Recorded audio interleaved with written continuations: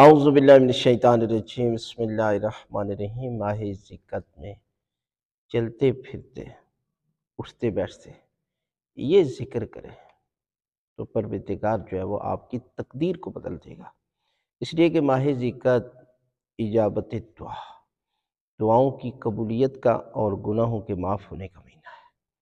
لہٰذا آپ جو ہے وہ ایک عظیم ترین عمل جس کو تسبیحات اربع کہا جاتا ہے، اللہ کے رسول کی خدمت میں کچھ لوگ آئے، عرض کی یا رسول اللہ، مالدار لوگ تو حج کرتے ہیں، ہم اس سے محروم ہیں۔